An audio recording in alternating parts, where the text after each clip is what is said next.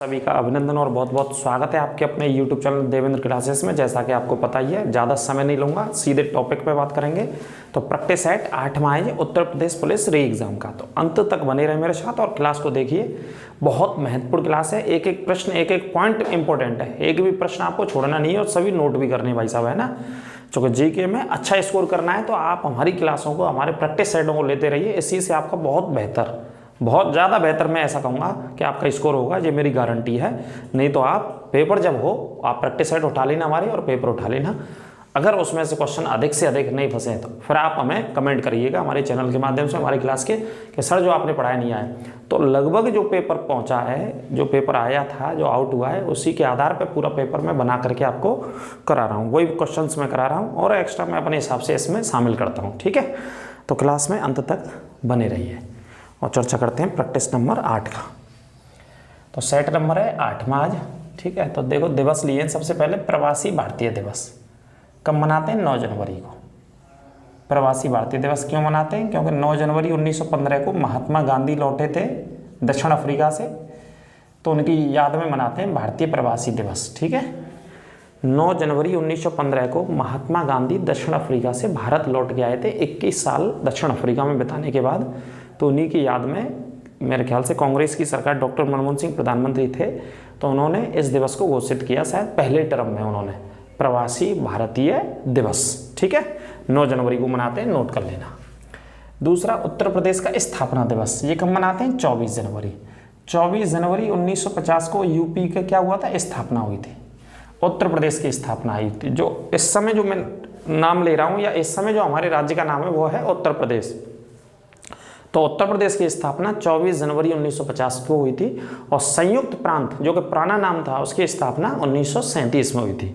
ठीक है, और उत्तर पश्चिमी संयुक्त प्रांत आगरा और अवध, इस तरीके से नाम उत्तर प्रदेश के बदलते रहे। सबसे पुराना नाम उत्तर पश्चिमी सीमा प्रांत था, जिसकी स्थापना 1836 में हुई थी। कब हुई थी? 1836 में, सबसे पुराना नाम। लेकिन इतने पुराने नाम नहीं आते। संयुक्त प्रांत बार बार पूछा गया, 1937 याद रखना। और वर्तमान जो नाम है उत्तर प्रदेश, 24 जनवरी 1950। ठीक है, अगला पॉइंट है विश्व वन्य जीव दिवस। जो वनों के अंदर रहने वाले जीव हैं, उनको बचाने के लिए, उनके संरक्षण के लिए 3 मार्च को मनाते हैं। विश्व वन्य जीव दिवस कब मनाते हैं? 3 मार्च को। ठीक है, और एक होमवर्क है आपसे, 20 मार्च को कौन सा दिवस मनाया जाता है, ये कमेंट बॉक्स में आप बताइए। 20 मार्च को कौन सा दिवस मनाते हैं? अगला, राष्ट्रीय युवा दिवस 12 जनवरी को मनाते हैं। राष्ट्रीय युवा दिवस किन की याद में मनाते हैं? स्वामी विवेकानंद जी की याद में, है ना। क्योंकि वो बहुत कम उम्र में उनका देहांत, निधन हो गया, विश्व भर में नाम कर गए अपने साहित्य, अपनी संस्कृति, अपने कल्चर का। तो 12 जनवरी को युवा दिवस, राष्ट्रीय युवा दिवस मनाते हैं स्वामी जी की याद में, स्वामी विवेकानंद जी की याद में। 20 मार्च बताइए, आपके लिए होमवर्क है। अंतर्राष्ट्रीय ओलंपिक कमेटी, जो ओलंपिक गेम होते हैं, उनका जो हेड ऑफिस है, उनका जो मुख्यालय, वो कहाँ है? लुसाने में है। लुसाने नामक शहर में है ओलंपिक का मुख्यालय। ठीक है, अब लुसाने कौन से देश में है, ये कमेंट बॉक्स में बताएंगे आप। ये होमवर्क है आपके लिए। और एक दिवस भी मैंने पढ़ा चुका हूँ प्रैक्टिस सेटों में, अंतर्राष्ट्रीय ओलंपिक दिवस कब मनाते हैं, तो ये भी कमेंट बॉक्स में बताइए। यदि ईमानदारी से आपने पढ़ा तो फटाफट से कमेंट करिए आप क्लास के दौरान। ठीक है, मैं पढ़ा चुका हूँ, तो लुसाने में स्थित है। अगला प्रश्न है जी हमारा, संयुक्त राष्ट्र पर्यावरण कार्यक्रम। ये संयुक्त राष्ट्र का है, पर्यावरण को लेकर के एक हेड ऑफिस बना हुआ है, ये नैरोबी में है। कहाँ पे? नैरोबी। और नैरोबी कहाँ है? केन्या की राजधानी है नैरोबी। नैरोबी कौन से देश की राजधानी है? केन्या की। फटाफट से कमेंट किया करो, है ना। केन्या कहाँ पे? अफ्रीका में स्थित है, जो कि चाय का उत्पादन करता है सबसे ज़्यादा अफ्रीका में, चाय के उत्पादन के लिए बहुत फेमस है। ठीक है, ध्यान रखना, जहाँ पे मसाई जनजाति भी रहती है, एक बहुत फेमस जनजाति रहती है इस देश में। कौन सी जनजाति है? मसाई जनजाति निवास करती है केन्या में, है ना। विक्टोरिया झील भी स्थित है इसी के पास। रेड क्रॉस का मुख्यालय जेनेवा। जेनेवा आप जानते ही हैं, लगातार जेनेवा को स्पेशल और पढ़ाऊंगा मैं, एक क्लास छोटी सी शॉर्ट लेकर के आपको रटा दूंगा उसके बारे में। रेड क्रॉस का मुख्यालय जेनेवा में। यूनिसेफ का मुख्यालय न्यूयॉर्क में स्थित है। न्यूयॉर्क में बताइए कौन सी नदी बहती है, जो होमवर्क है आपके लिए। कौन सी नदी के तट पर स्थित है न्यूयॉर्क शहर? बहुत इंपॉर्टेंट नदी बताइए फटाफट। अगली रचनाओं की बात कर लेते हैं। रचना आनी है आपकी भारत भारती, बहुत प्रसिद्ध रचना, मैथिली शरण गुप्त, जो कि झांसी के निवासी थे, ध्यान रखिएगा। यामा की बात करें, यामा बहुत प्रसिद्ध रचना, महादेवी वर्मा, इसी के लिए मेरे हिसाब से ज्ञानपीठ पुरस्कार मिला इनको। यामा के लिए क्या दिया गया? महादेवी वर्मा को ज्ञानपीठ पुरस्कार दिया गया। चिदम्बरा और पल्लव, ये सुमित्रा नंदन पंत की रचना है। सुमित्रा नंदन पंत को भी ज्ञानपीठ पुरस्कार मिला चिदम्बरा के लिए। ठीक है, रचना आपको याद रखनी है। आपको पता है हिंदी और जीके में कुछ मिक्सअप पॉइंट हैं, विविध में हम पढ़ते हैं तो ये रचना मिल जाती है हमें। उर्वशी और कुरुक्षेत्र दोनों प्रसिद्ध हैं रामधारी सिंह दिनकर की। इसमें से उर्वशी के लिए इनको ज्ञानपीठ पुरस्कार मिला, रामधारी सिंह दिनकर को। यदि मैं कहीं पे इनकरेक्ट हूँ तो आप करेक्ट कीजिएगा मुझे, है ना, पढ़ाते पढ़ाते। तो ये आपकी ड्यूटी है, क्योंकि आप हमारे अवेयर यानी कि जागरूक विद्यार्थी हैं जो हमारे चैनल के साथ जुड़े हुए हैं, हमारे जितने भी सब्सक्राइबर्स हैं। तो आप सुझाव देते रहा करो, कमेंट करते रहा करो, उत्साह बढ़ाते रहा करो, लाइक करना क्लास को आप कम से कम ना भूलें। ठीक है, तो ये लिख लीजिएगा। आगे बात करते हैं लाहौर अधिवेशन। जो मॉडर्न हिस्ट्री के पॉइंट लिए मैंने। लाहौर अधिवेशन 1929 में हुआ था। कब हुआ था? 1929 में। अध्यक्ष कौन थे इसके? जवाहरलाल नेहरू। और नदी कौन सी बहती है लाहौर में? राप्ती। इसमें एक नारा दिया गया था पूर्ण स्वराज्य का। ये मांग की गई थी, किसकी मांग की गई थी? ब्रिटिश सरकार से पूर्ण स्वराज्य यानी कि पूरी आज़ादी चाहिए हमें। पूर्ण स्वराज्य की मांग की गई थी जवाहरलाल नेहरू के नेतृत्व में या अध्यक्षता में लाहौर अधिवेशन में। ठीक है, साइमन कमीशन भारत कब आया था? 1928 में आया था भाई साहब। और जो बम्बई पहुंचा था, इसका विरोध किया गया था। तो इसके विरोध के चलते हमारे जाने माने एक नेता थे लाला लाजपत राय। लाला लाजपत राय की मृत्यु हो गई थी 1928 में ही लाहौर के अंदर। लाठी चार्ज में लाला लाजपत राय की मृत्यु हो गई लाहौर में, जिस साइमन कमीशन का विरोध कर रहे थे वो। ठीक है, साइमन कमीशन का पूरे देश में विरोध हो रहा था, क्योंकि इसमें 7 सदस्य थे और 7 के 7 अंग्रेज थे। इसी तौर पर इसका विरोध हो रहा था और एक संवैधानिक प्रावधानों को बनाने के लिए आया था, है ना। 7 इंग्लैंड से आए थे, लंदन से आए थे, 7 अंग्रेज थे। तो इसका विरोध हुआ, भारत के अलग अलग हिस्सों में इसका विरोध हुआ, बम्बई में, दिल्ली में, पंजाब में, लाहौर में। तो लाहौर में लाला लाजपत राय विरोध कर रहे थे, तो वहाँ का पुलिस कप्तान था सैंडर्स। उसने लाठी चार्ज का आदेश दिया और उसी लाठी चार्ज में लाला लाजपत राय की हत्या कर दी गई। और फिर लाला लाजपत राय की हत्या का बदला 1928 में ही चंद्रशेखर, भगत सिंह, राजगुरु इन लोगों ने लिया था। उसी लाहौर में सैंडर्स की गोली मार करके हत्या करी थी। ठीक है, ये नोट कर लेना। गदर पार्टी बनी थी साहब 1913 में, सैन फ्रांसिस्को में बनी थी और ये है अमेरिका में। 1913 में गदर पार्टी की स्थापना सैन फ्रांसिस्को अमेरिका में। किसने करी थी गदर पार्टी की स्थापना? कमेंट बॉक्स में आप बताएंगे कौन से ऐसे व्यक्ति थे, भारत के पंजाब के रहने वाले थे, इन्होंने गदर पार्टी की स्थापना करी थी। ठीक है, कमेंट बॉक्स में फटाफट से बताइए। ये बार बार मैं पढ़ा चुका हूँ, आपको याद करा चुका हूँ, ये आपको आने चाहिए प्रश्न। ठीक है, रिवीजन होना चाहिए आपका। आगे बात करते हैं, बंगाल विभाजन को रद्द कर दिया गया। रद्द कब कर दिया गया? 1911 में रद्द कर दिया। कौन था? लॉर्ड हार्डिंग सेकंड इस समय वायसराय था। लॉर्ड हार्डिंग सेकंड वायसराय था। और बंगाल विभाजन हुआ कब था? बंगाल विभाजन हुआ था 1905 में। किसने किया था? कर्जन ने किया था बंगाल विभाजन। ठीक है, 1905 में हुआ था। 1911 में इस फैसले को वापस ले लिया। रद्द मतलब वापस ले लिया। वायसराय था लॉर्ड हार्डिंग। दिल्ली दरबार लगा था इस समय, भारत की राजधानी भी दिल्ली बनाई गई थी इस समय। ठीक है, जॉर्ज पंचम और मैरी आए थे दिल्ली की यात्रा पर। 1911 की बात कर रहे हैं। भारत के पहले शिक्षा मंत्री अबुल कलाम आज़ाद। भारत के पहले शिक्षा मंत्री कौन थे? अबुल कलाम आज़ाद। तब तक आप एक और क्वेश्चन बताइए कमेंट बॉक्स में। अंतरिम सरकार 2 सितंबर 1940 को बनी। ठीक है, इस सरकार का जो जिम्मेदारी वाले जो व्यक्ति थे, कर्ता धर्ता थे, वो जवाहरलाल नेहरू थे। इस सरकार में रेल मंत्री किसे बनाया गया था और खाद्य मंत्री, खाद्य एवं कृषि विभाग किसे दिया गया था? कमेंट बॉक्स में फटाफट बताइए। अंतरिम सरकार में भारत का सबसे बड़ा पशुओं का मेला सोनपुर बिहार में आया था पुलिस के पेपर में। लेकिन फिर भी याद रखना है, भारत की सबसे बड़ी झील वुलर झील कहाँ पे स्थित है? श्रीनगर में स्थित है। श्रीनगर बोले तो कश्मीर। सबसे बड़ी झील कौन सी है? वुलर झील। ठीक है, आगे बात करते हैं। सबसे बड़ा अजायब घर कहाँ पे? कलकत्ता में स्थित है जी, ये नोट कर लेना इसे। सबसे बड़ा अजायब घर कहाँ पे? कलकत्ता में। ठीक है, अगला पॉइंट है स्टैच्यू ऑफ लिबर्टी। ये 1 लाइन फैक्ट वाले क्वेश्चन ज़्यादा आए थे आपके पुलिस के एग्जाम में। 182 मीटर है, सबसे ऊंची है दुनिया की, नर्मदा नदी के पास बनी हुई है गुजरात में। कौन से राज्य में? गुजरात में, नर्मदा नदी के तट पर कह सकते हैं या नर्मदा नदी के पास ही बनी हुई है। नर्मदा जिले में बनी हुई है। अगर जिले की बात करें तो डिस्ट्रिक्ट का नाम भी वही है मेरे हिसाब से, वहाँ पे गुजरात में, है ना। अब देखिए संवैधानिक के क्वेश्चन है। नागरिकता होती है हमारे यहाँ, कैसी नागरिकता है भारत में? एकल नागरिकता भाई साहब भारत में, है कि नहीं है भाई साहब? क्वालिटी बढ़ा करके देखते रहें, कोई दिक्कत हो तो पूछिएगा। पूरा विश्लेषण, पूरा पोस्टमार्टम, एक एक पॉइंट देखना इसलिए ज़रूरी है कि एक पॉइंट तो लिखा तो है ही मैंने, लेकिन उसके बारे में बताता हूँ, मैं आपको विश्लेषण करता हूँ, उसका पोस्टमार्टम करने की कोशिश करता हूँ, क्योंकि उससे जुड़े हुए और भी प्रश्न बहुत सारे हो सकते हैं आसपास जो आ सकते हैं एग्जाम में, इसलिए पूरी क्लास देखा करो आप, ठीक है। तो नागरिकता भाग 2 में है संविधान के में आर्टिकल 5 से 11 तक, और कहाँ से अपनाई है हमने? ब्रिटेन से। और कैसी नागरिकता है भारत में? एकल नागरिकता है। नीति निर्देशक सिद्धांत भाग 4 में है 36 से 51, कहाँ से लिए हैं हमने? आयरलैंड से, आयरिश बोलते हैं या आयरलैंड से नीति निर्देशक सिद्धांतों को। मौलिक कर्तव्य जो व्यक्ति के, भारत के नागरिकों के मौलिक कर्तव्य जो रूस से अपनाए हैं, संख्या है इनकी 11, इनको शामिल किया गया था 1976 में सरदार स्वर्ण सिंह समिति की सिफारिश पर। एक समिति बनाई गई थी, उस समय प्रधानमंत्री इंदिरा गांधी जी थी, सरदार स्वर्ण सिंह समिति की सिफारिश पर शामिल किया गया था मौलिक कर्तव्यों को। ये कर्तव्य भारत के नागरिकों के, जैसे राष्ट्रीय ध्वज का सम्मान करना चाहिए, राष्ट्रीय गान का सम्मान करना चाहिए, वंदे मातरम का सम्मान, पशु वन्य जीव पशु पक्षियों को सम्मान, सम्मान का मतलब है उनकी सुरक्षा का भाव रखना चाहिए, दया का भाव रखना चाहिए उनके प्रति, नुकसान नहीं पहुंचाना चाहिए। सार्वजनिक जो संपत्ति है भारत सरकार की पूरे देश में, उसका क्या करना चाहिए? संरक्षण करना चाहिए, उसे नुकसान नहीं पहुंचाना चाहिए, है ना। वैज्ञानिकता का दृष्टिकोण रखना चाहिए। तो ये सभी हमारे मौलिक कर्तव्य हैं, जिनकी संख्या है 11। आप पढ़ोगे क्लास 6, 7, 8 वाले जो हमारे बहन भाई पढ़ते हैं, किताब के पीछे वाले पृष्ठ पे जाएंगे बैग में, तो उस पर झंडे के नीचे लिखे रहते हैं यही मौलिक कर्तव्य, पढ़िएगा एक बार जरूर आप, ठीक है। तो 11 है। अब जो उत्तर प्रदेश के क्वेश्चन लिए 4, तो देखिए आजमगढ़ जिला है, उत्तर प्रदेश के पूर्वी क्षेत्र में स्थित है, यानी कि पूर्वांचल में आता है। ब्लैक पॉटरी के लिए प्रसिद्ध है, एक जिला एक उत्पादन ब्लैक पॉटरी, यानी कि काले बर्तन बनाए जाते हैं यहाँ पे, बहुत फेमस। आप जानते हैं घरों में सजाने के लिए लोग लाते हैं तो वो काले बर्तन बनते हैं, ये ब्लैक पॉटरी कहते हैं, फेमस है।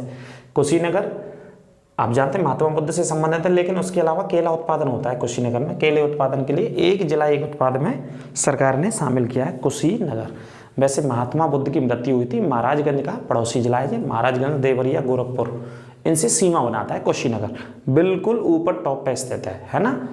अंतर्राष्ट्रीय हवाई अड्डा भी है जहाँ पे, क्योंकि बाहर से लोग महात्मा बुद्ध जी के समाधि के दर्शन करने आते हैं, क्योंकि महात्मा बुद्ध को महापरिनिर्वाण कहाँ हुआ था? कुशीनगर में ही हुआ था, ठीक है। 16 महाजनपदों में कुशीनगर का जो एक राज्य था बहुत बड़ा, वो मल्ल राज्य था, तो मल्ल राज्य की राजधानी कुशीनगर या कुशीनारा, ठीक है, जिसकी सीमा महाराजगंज, गोरखपुर, देवरिया से आसपास के जिलों में लगी हुई है, और बलिया से भी लगी हुई है कुशीनगर की सीमा, ठीक है। ये नोट कर लीजिएगा किससे लगी हुई है? बलिया से भी, जो कि यूपी का कैसा जिला है? उत्तर प्रदेश का सबसे पूर्वी जिला है बलिया, है ना। यहाँ से मंगल पांडे रहने वाले थे, यहाँ के चित्तू पांडे रहने वाले थे, और यहीं के पास से होते हुए गंगा बिहार में जाती है, बिल्कुल। बलिया लास्ट जिला हमारे यूपी का, उसके बाद क्या शुरू होता है? बिहार। बिहार का कौन सा जिला पड़ता है सबसे पहले? बक्सर। बक्सर में गंगा प्रवेश करती है गंगा जी, और बक्सर वही है यहाँ पे बक्सर का युद्ध हुआ था 1764, 22 अक्टूबर 1764 को बक्सर का युद्ध हुआ था, जिसमें भारत की तरफ से कितने शासक लड़े थे कंप्यूटर जी? बक्सर की लड़ाई में भारत की तरफ से 3 शासक लड़े थे, है ना। एक अवध के थे नवाब, एक बंगाल के थे नवाब, और एक दिल्ली के शासक यानी कि दिल्ली के सम्राट। दिल्ली के उस समय के सम्राट थे 1764-65 में शाह आलम सेकंड, और अवध के थे शुजाउद्दौला। बंगाल में थे उन दिनों मीर कासिम। तो ये तीनों लोग मिलकर लड़े, और इधर लड़ा था एक ही व्यक्ति जिसका नाम था हेक्टर मुनरो। तो इस लड़ाई को फाइनली अंग्रेज जीते, और कहा जाता है इस युद्ध को, यानी कि बक्सर के युद्ध को, जो बक्सर में लड़ा गया, उस समय बंगाल का हिस्सा था, आज बिहार का हिस्सा है, गंगा नदी के तट पर स्थित है। कहा गया कि ये सैन्य ताकत के दम पर जीता गया था बक्सर का युद्ध। किसके दम पर? सैन्य ताकत, क्योंकि इधर 3 शासक भारत के और उधर अंग्रेज, जो एक ही था हेक्टर मुनरो, वो कमांड कर रहा था पूरी सेना को। तो सैन्य ताकत के दम पर जीता गया था, और इस युद्ध को जीतने के बाद लगभग ब्रिटिश सरकार का पूरा कब्जा हो गया था। किसके ऊपर? बंगाल के ऊपर। बंगाल के राजस्व अधिकार, बंगाल के दीवानी अधिकार, निजामत अधिकार, सभी अधिकार ब्रिटिश सरकार के अधीन आ गए थे बंगाल के भीतर। तो बात यूपी पे करते हैं लौट करके, ठीक है। इनको नोट कर लेना जो बताया मैंने। अंतर्राष्ट्रीय हवाई अड्डा भी है, केले के उत्पादन के लिए फेमस है, और सीमा मैंने बता दी आसपास के जिले कौन से लगते हैं, और क्या बता दिया मैंने? महात्मा बुद्ध का क्या हुआ था? महापरिनिर्वाण। तो यहाँ पे समाधि स्थल भी है, और 16 महाजनपदों में क्या बोलते थे? इसको मल्ल बोलते थे। 16 महाजनपदों में मल्ल बोलते थे। अगला जिला है सिद्धार्थनगर। सिद्धार्थनगर काला नमक चावल के लिए बहुत प्रसिद्ध है भाई साहब। सिद्धार्थनगर कहाँ पे स्थित है कंप्यूटर जी? काला नमक चावल बलरामपुर, बस्ती, महाराजगंज ये पड़ोसी जिले हैं सिद्धार्थनगर के। एक बलरामपुर इसके पड़ोस में स्थित है, बस्ती इसके नीचे स्थित है और साइड में स्थित है इसके महाराजगंज, है ना, बस्ती नीचे है और संत कबीर नगर भी है इसी के बगल में। तो सिद्धार्थनगर यानी कि महात्मा बुद्ध के बचपन का नाम क्या था? सिद्धार्थ था। तो कहा जाता है उन्हीं के नामकरण पर उत्तर प्रदेश में ये वाला नाम रखा गया है, काला नमक चावल। सिद्धार्थनगर ऊपर स्थित है यूपी में, यानी कि पूर्वांचल क्षेत्र के उत्तर में स्थित है, बिल्कुल भी तराई के क्षेत्र में स्थित है। यहाँ पे भी बाढ़ के हालात बने हुए हैं इस समय, अगर बात करें वर्तमान में तो, ठीक है। इस पॉइंट को याद रखिएगा, सिद्धार्थनगर, काला नमक चावल। उत्तर प्रदेश के जी कितने? 3 ही जिले लिखा है भाई साहब, एक और लिखाना था हमको, एक और कुछ बता देते हैं उत्तर प्रदेश का। उत्तर प्रदेश का क्या लिखेंगे? जैसे मिर्ज़ापुर लिख लो। मिर्ज़ापुर काय के लिए फेमस है उत्तर प्रदेश में? मिर्ज़ापुर फेमस है सर कालीन के लिए। कालीन बनती है यहाँ, कालीन बोले तो क्या बनता है? गलीचा बनता है यहाँ पे, ठीक है। सोनभद्र का पड़ोसी जिला है। सोनभद्र और मिर्ज़ापुर आपस में सीमा बनाते हैं, क्योंकि सोनभद्र में से मिर्ज़ापुर बनाया गया था काट करके, पहले मिर्ज़ापुर नहीं था, ठीक है। तो इसे याद रखिएगा कालीन के लिए। अगला पॉइंट है, भारत में सबसे ज़्यादा केसर का उत्पादन कहाँ होता है? देखो यहाँ पर केसर होता है या केसर की खेती होती है, उस क्षेत्र को करेवा बोलते हैं। क्या बोलते हैं? करेवा कहते हैं केसर वाले हिस्से को, जहाँ केसर का उत्पादन होता है। तो सबसे ज़्यादा भारत में कश्मीर में केसर की खेती होती है, जिसे करेवा कहते हैं।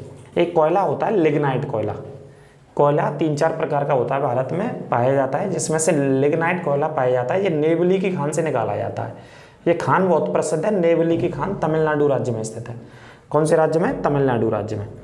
एक और कोयला होता है जो सबसे अच्छा कोयला, जिसमें सबसे ज़्यादा कार्बन की मात्रा होती है, लगभग 90 से 95%, ठीक है, जो एंथ्रासाइड कहते हैं। ये रियासी जिले में होता है। कश्मीर में एक डिस्ट्रिक्ट है, डिस्ट्रिक्ट भी लिख लेना, रियासी जिला है। कश्मीर में उत्पादन सबसे ज़्यादा होता है एंथ्रासाइड कोयले का। सबसे अच्छा कोयला माना जाता है, कार्बन की सबसे अच्छी मात्रा होती है इसमें, ठीक है, नोट कर लेना। आगे बात करते हैं इथोपिया।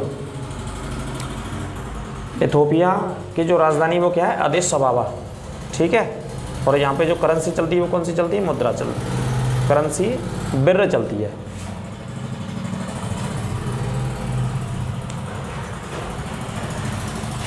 कभी कभी ट्रैफिक चलता है तो ट्रैफिक की आवाज़ आ रही होगी, कोई दिक्कत नहीं, टेंशन नहीं लेनी, टेंशन नहीं करनी है। बाहर रोड है तो जाते आते रहते हैं वाहन, है ना। तो इथोपिया की राजधानी क्या है? अदिस अबाबा। तो मुद्रा कौन सी चलती है यहाँ पे? बिर नाम की मुद्रा चलती है, ठीक है। ये पूछी गई है पुराने पुलिस के पेपर में। देखो ऐसी मुद्रा ही आती है, ध्यान रखना। और जो भारत के पड़ोसी देश हैं उनकी तो मैं मुद्रा करा चुका हूँ सभी। जो 8 माह इससे पहले 6-7 सेटों को देखना जरूर, सभी मिश्रण मिलेगा भाई साहब। क्वेश्चन कहीं से भी पूछा जा सकता है, ध्यान रखना। नाइजीरिया की राजधानी है अबूजा। नाइजीरिया अफ्रीका महाद्वीप का सबसे बड़ा देश है भाई साहब, ध्यान रखना। सबसे बड़ा देश है जनसंख्या के आधार पर नाइजीरिया। इसमें मुद्रा चलती है नैरा। नैरा पैसा चलता है भैया वहाँ पे, है ना। कौन सा पैसा चलता है? नैरा। सूडान की राजधानी है खार्तूम। पाउंड में पैसा चलता है साहब, पाउंड में। तुर्कमेनिस्तान ये एशिया का ही देश है। यहाँ एशगाबाद इसकी राजधानी है, अशगाबाद या एशगाबाद बोलते हैं। मनात यहाँ पे क्या चलता है? मनात पैसा चलता है, मनात। तुर्कमेनिस्तान जिसकी सीमा कैस्पियन सागर से लगी हुई है, जो कि विश्व की सबसे बड़ी झील है, खारे पानी की झील है कैस्पियन सागर, जिसका क्षेत्रफल 3,71,000 वर्ग किलोमीटर में फैला है, कैस्पियन सागर का, ठीक है। उससे इसकी सीमा भी लगती है। तुर्कमेनिस्तान की राजधानी अशगाबाद। और पैसा चलता है ना, पैसा काय में चलता है सर? मनात। मनात है पैसा का नाम यहाँ पे। मोहनजोदाड़ो शहर है साहब, इसकी खोज करी RD बनर्जी ने। और कब करी? 1922 में। असहयोग आंदोलन इधर गांधी जी ने खत्म किया और इधर इसकी खोज चल रही थी। बहुत सारे काम साथ साथ चल रहे होते हैं भारत में, है ना। असहयोग आंदोलन खत्म हुआ होगा 1922 में, फरवरी में वापस ले लिया गांधी जी ने 12 फरवरी को, और 1922 में इसकी खोज की गई जी। मिट्टी के नीचे से निकाला गया शहर था खुदाई करके, जिसका नाम मोहनजोदाड़ो, जो कि क्षेत्रफल के आधार पर पूरी हड़प्पा सभ्यता का सबसे बड़ा शहर था।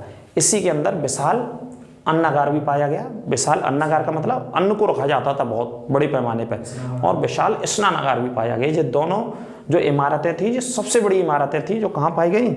मोहनजोदाड़ो के अंदर का, जो परीक्षाओं में खूब पूछी गई हैं, ध्यान रखिएगा, ठीक है। इस समय ये पाकिस्तान में स्थित है। गुप्त साम्राज्य का वास्तविक संस्थापक चंद्रगुप्त प्रथम को माना जाता है। वास्तविक संस्थापक चंद्रगुप्त प्रथम था गुप्त साम्राज्य का, ठीक है। और अगला और लास्ट का क्वेश्चन है हर्यक वंश। हर्यक वंश की स्थापना बिंबिसार ने करी थी, और कहाँ पे करी थी? मगध में। मगध क्या था? 16 महाजनपदों का सर्वोच्च शक्तिशाली राज्य था उस समय का मगध। हर्यक वंश की स्थापना बिंबिसार ने करी थी, है ना।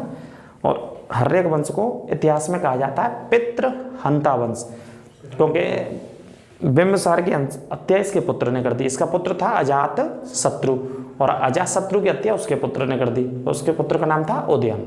उदयन ने करी थी पाटलिपुत्र की स्थापना, यानी कि वर्तमान में है पटना, और पटना स्थित है गंगा और सोन नदी के तट पर, यह संगम पर बिहार की है राजधानी। ठीक है, तो ये था प्रैक्टिस सेट 8। कैसा लगा कमेंट करके अवश्य बताएं, शेयर अवश्य करें दोस्तों और मित्रों तक, फैलाइए क्लास को जहाँ तक पहुँचा सकते हैं, विस्तार कीजिए क्लास का, देश विदेश तक पहुँचाइए, जहाँ तक पहुँचाइए क्लास को, इथोपिया पहुँचाइए, नाइजीरिया, सूडान तक जानी चाहिए क्लास को, जहाँ तक, है ना। एक कहावत है हिंदी में, यहाँ ना पहुँचे कवि, यहाँ ना पहुँचे रवि, वहाँ पहुँचे कवि। रवि का मतलब सूर्य की रोशनी से, और कवि का मतलब है कि कवि अपनी रचनाओं के माध्यम से, अपनी कविताओं के माध्यम से, अपनी कृतियों के माध्यम से वो विश्व को समेट लेता है एक ही लाइन में, है ना। तो ये वाली बात होती है रवि और कवि के बारे में। तो इस वजह से आप भी हमारी क्लास को पहुँचाइए देश दूर दराज के क्षेत्रों तक। आपसे यही आशा और अपेक्षा है हमारी कि आप सहयोग करते रहिए, शेयर करते रहिए अपने मित्रों और दोस्तों के साथ। मिलते हैं अगली क्लास में, अपना ख्याल रखिएगा। नमस्कार, राधे राधे।